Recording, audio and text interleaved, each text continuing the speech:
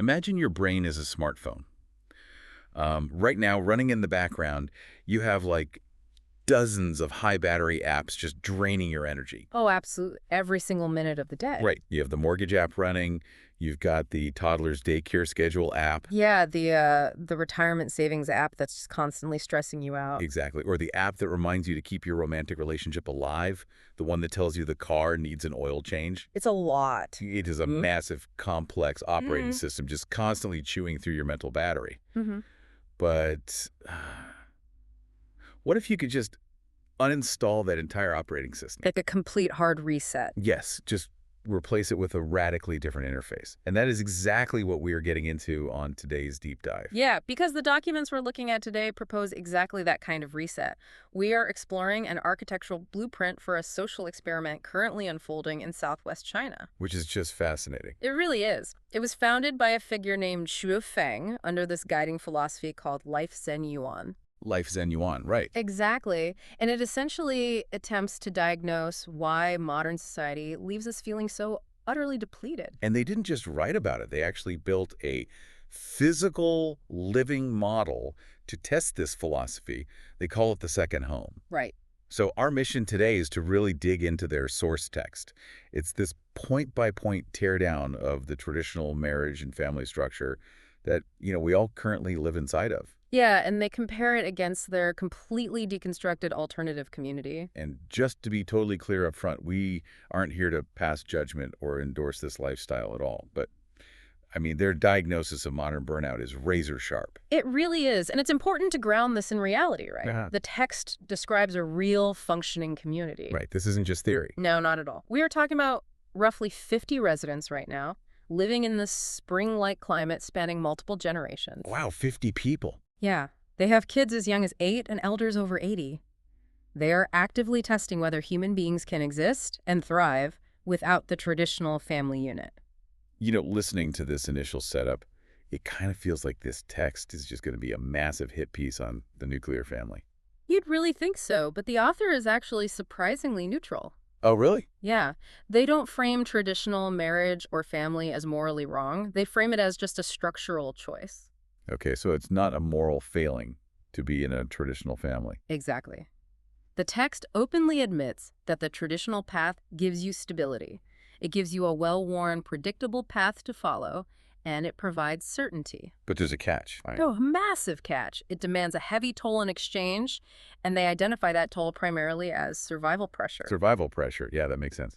It's basically the dynamic of the individual carrying the weight of the entire system. Right. Like in a traditional setup, you, the individual, bear the total financial and energetic burden for a small group of people. Yeah, your spouse, your kids. Exactly. If your income stops, the family starves, or, you lose the house. And the text argues this creates a state of constant underlying terror. Underlying terror. Wow. Think about it. In the traditional model, your income has to be stable. You can't easily just stop or take a break to find yourself. Right. Because the structural vulnerability of the small family unit. Yeah. If one person gets sick or loses a job, the entire foundation just shakes. Exactly. It's kind of like the difference between a standalone computer server and a distributed cloud network. Oh, that's a good way to look at it. Yeah, like in a traditional family, you are the standalone server. If you lose power, say a parent gets laid off, the whole website goes down. Everything crashes. Right. The individual owns the whole server, so they carry all the risk. Exactly. So how does the second home change that? Well, the second home is engineered to act as the cloud network. They invert the dynamic, so the system carries the individual. Okay, so spreading out the risk. Exactly. Through this massive collective division of labor and shared resources, the actual cost of living is heavily diluted. I see. So if one node in their community fails? The system just instantly reroutes the burden to 50 other nodes without anyone even noticing a drop in service. The survival pressure shifts from your personal shoulders to the collective whole. Which fundamentally changes how they experience time, I would imagine. Oh, absolutely. Because if you aren't spending every waking hour terrified about keeping your individual server online, you suddenly have surplus time. Yeah, the text actually calls the traditional life a long-term tent system. Long-term tent system. Yeah. It feels that. With high complexity.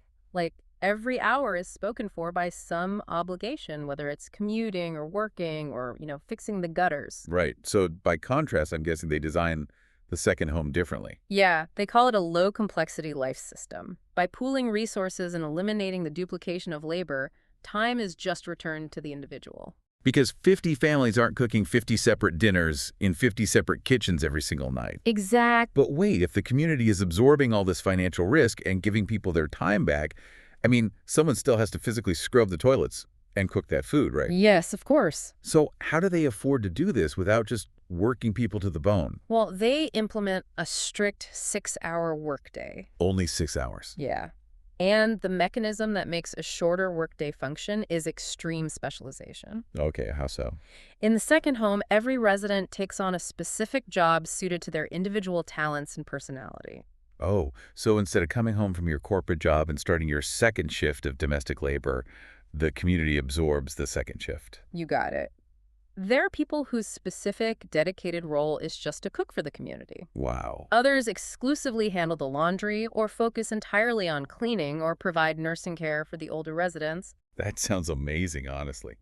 But this functional division of labor, it relies entirely on another core principle from their guiding document, right?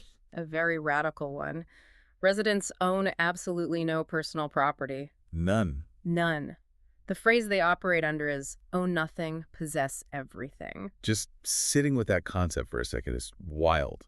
Hmm. Like, if you own nothing, you don't have to maintain anything. Right. Imagine never having a panic attack because the water heater broke and you have to drain your savings to fix it. Because you don't own the water heater. Exactly. Right. It is systematically handled by a dedicated team. It just completely eliminates the domestic friction that consumes so much of our mental bandwidth. Yeah. Because no one owns anything, no one is exhausted by the maintenance of material things. Okay. But human nature suggests that if nobody owns anything and people only work 6 hours a day, residents are eventually going to start slacking off, right? You would think so. Like without a boss breathing down your neck, things usually fall apart. And the text mentions they use a system called chaotic management, which just sounds like a recipe for a commune disaster. Well, chaotic is kind of a translation choice there. It really describes a decentralized, fluid system. Okay, so not actual chaos. No, not at all. But there are no appointed leaders giving orders. There are no subordinates. There is zero micromanagement. None. None. The entire ecosystem relies on conscious, voluntary participation, which is guided by their core philosophy. They call it the 800 ideals of the new era. Okay, but a philosophy doesn't magically get the dishes washed. What does that actually mean mechanically? Mechanically, the 800 ideals function as a shared internal operating system. Okay. So instead of an external boss telling you to wash the dishes, the philosophy instills the belief that serving the collective is the highest form of spiritual and practical fulfillment. Oh, I see. Yeah, when everyone in the community operates on that exact same frequency, you just don't need a middle manager with a clipboard. Right. The dishes get washed because the person assigned to them genuinely believes it is their duty to the whole. Exactly. And the social currency of the community is built entirely on that contribution. But that requires incredibly strict boundaries to maintain. I mean, you can't just let anyone in off the street and hope they catch the vibe of the 800 ideals. No, definitely not. The freedom they offer requires intense self-regulation. So what are the rules? The source document lists rigid exclusions to keep the system pure. Smoking, gambling, heavy drinking, and video game addiction are strictly forbidden. Video game addiction. Wow. They are serious. Very. And the diet is mostly vegetarian. The text specifies it is kept at a moderate, non-luxurious standard to prevent waste and greed. And they are completely ruthless about dead weight, too. Yes, they are. The text explicitly states that anyone with a parasite mindset, someone who refuses to work and just wants to coast on the collective safety net, will be expelled. Immediately. The same goes for anyone causing physical, mental, or spiritual harm to another resident. Right. The safety and function of the collective supersedes the individual without exception.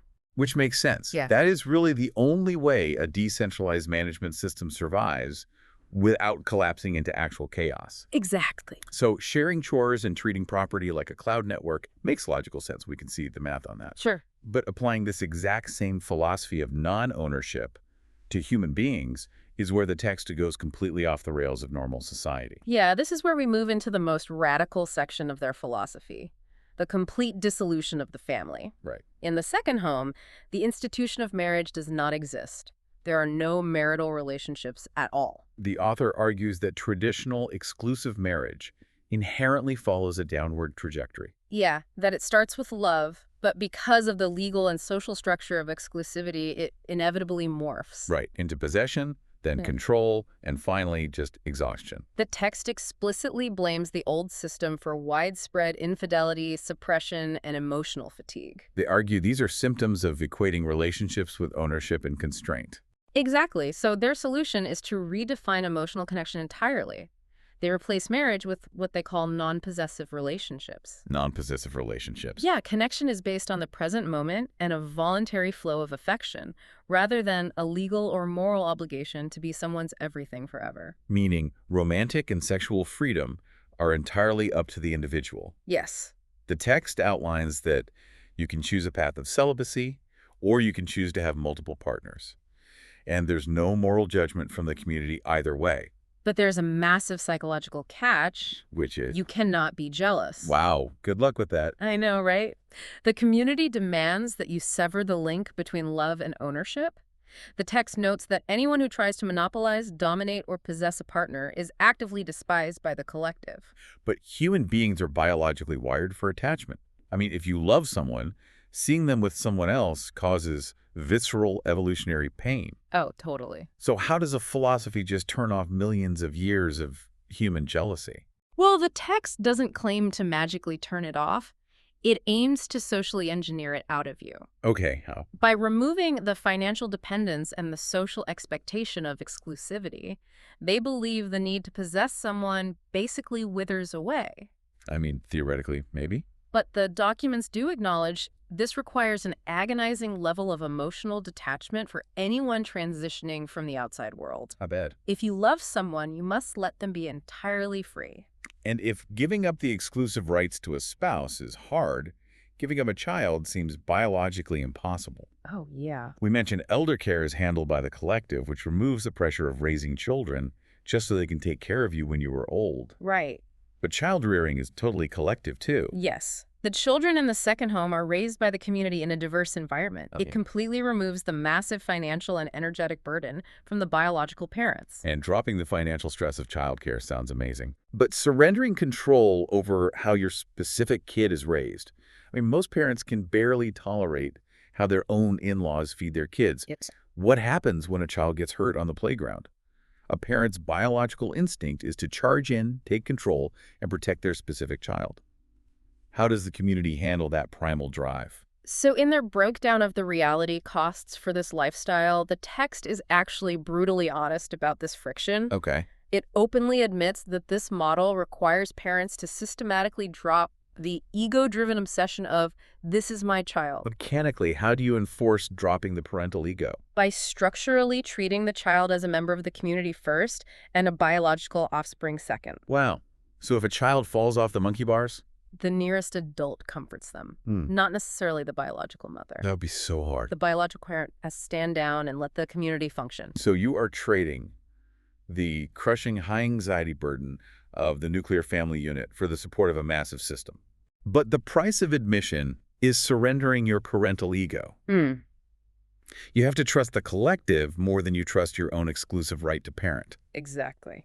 But dropping your parental ego, your need for personal property and your desire for romantic exclusivity, that requires completely unlearning how to be a person in modern society. It does. It really does. So how do they stop people from just dragging all their old societal baggage right into this new community? Well, they fundamentally rewire the social network. The text highlights that traditional life relies on a centralized, highly concentrated core, usually just your spouse and your kids. Right, as a bottleneck. Exactly. If your marriage hits a rough patch, your entire emotional support system just collapses. Because all your server traffic is routed through one fragile cable. Yes, back to the server analogy. The second home diversifies the network.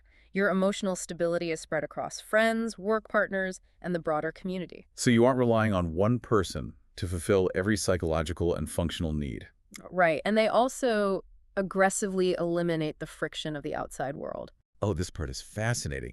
They entirely eliminate birthdays and holidays. Nobody exchanges gifts.